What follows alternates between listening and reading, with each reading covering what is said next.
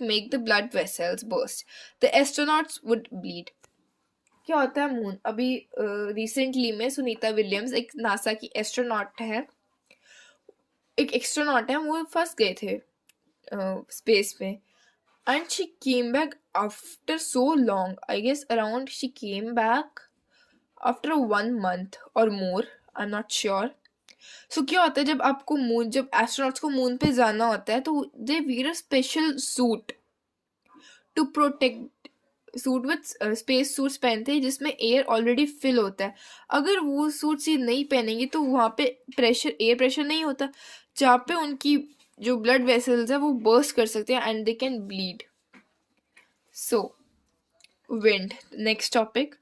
The movement of air from high pressure area to low pressure area is called wind. जब air का movement high pressure area to low pressure area होता है उसको कहते हैं हम विंड. ठीक है, डू यू नो पढ़ते हैं. A wind name after the direction from which it blows. Example, the wind blowing from the west is called westerly. Wind की भी name, wind is named after the direction from which is blowed. So यानी कि wind का नाम तब रखा जाता है कि वो जिस डायरेक्शन से ब्लो होती आ रही है. अगर विंड वेस्ट से ब्लो होती आ रही है तो उसका नाम रखेंगे वेस्टर्ली. सो विंड्स के भी टाइप्स होते हैं. There are 3 types of wind: permanent wind, seasonal wind and local winds. So permanent winds क्या होती है, ये वेस्टर्लीज एंड ईस्टर्ली विंड्स होती है जो परमानेंट. ये कॉन्टिन्यूसली मतलब पूरा साल थॉरली ये ब्लो करती रहती है एक पर्टिकुलर डायरेक्शन से. यानी कि वेस्ट साइड से वेस्टर्ली विंड्स वेस्ट साइड से ब्लो करेगी and easterly winds east side से ब्लो करेगी. ठीक है. सेकेंड हमारे पास है सीजनल विंड्स. ये सीजन के हिसाब से अपनी जो लोकेशन है, जो डायरेक्शन है वो चेंज करते हैं.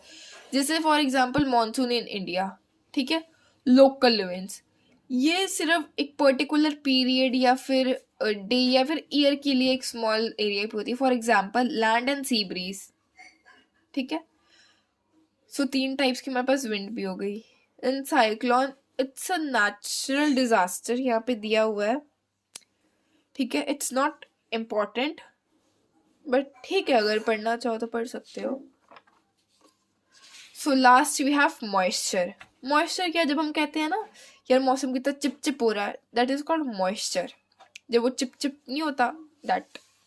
When water vapour evaporates from land and different water bodies it becomes water vapour.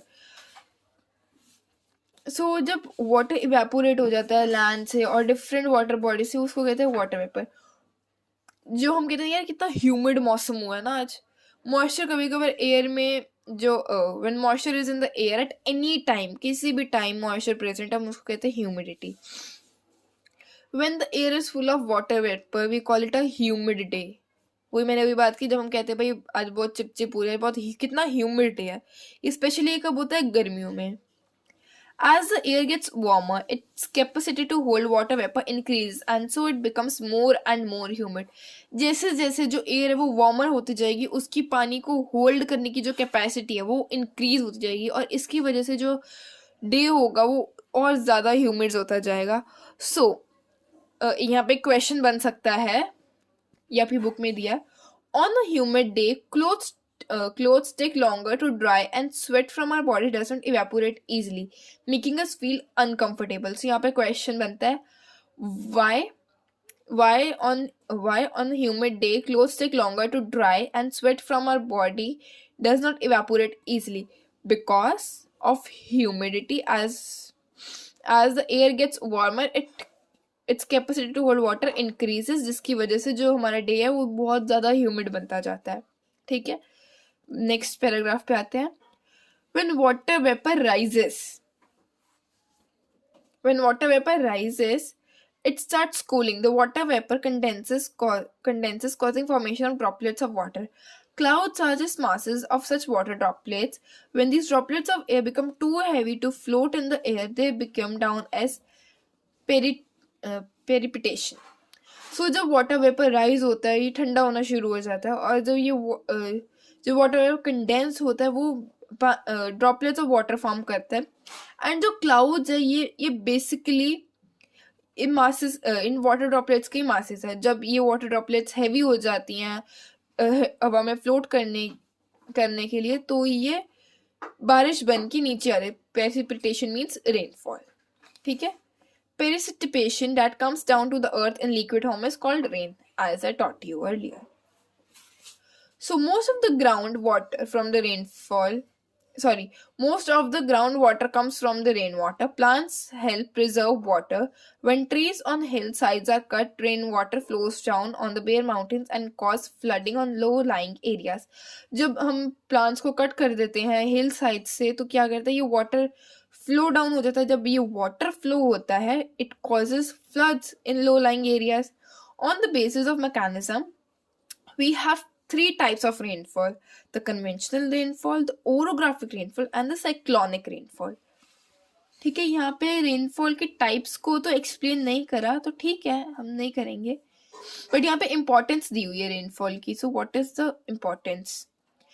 Rainfall बहुत ज़्यादा इंपॉर्टेंट है for survival of plants and animals, we all know, because it brings fresh water on the earth's surface. If rainfall is less, water scarcity and drought occur. On other hand, if it is more, so flood takes place. So rainfall होनी चाहिए एकदम medium, ना कम ना ज़्यादा, because अगर कम होगी तो ये वाटर स्कैरसिटी हो जाएगा, ड्रॉट हो जाएगा, और अगर ये ज़्यादा होगी तो फ्लड आ जाएगा. So it should be medium. ये लास्ट जो है चैप्टर का. Other form of precipitation are snow, sleet, hail. सिर्फ रेन ही नहीं होती है एक प्रेसिपिटेशन, और भी टाइप्स होती है जैसे कि snow, slit and hell. So this was all your chapter 4 of geography. I hope you understand. Thank you.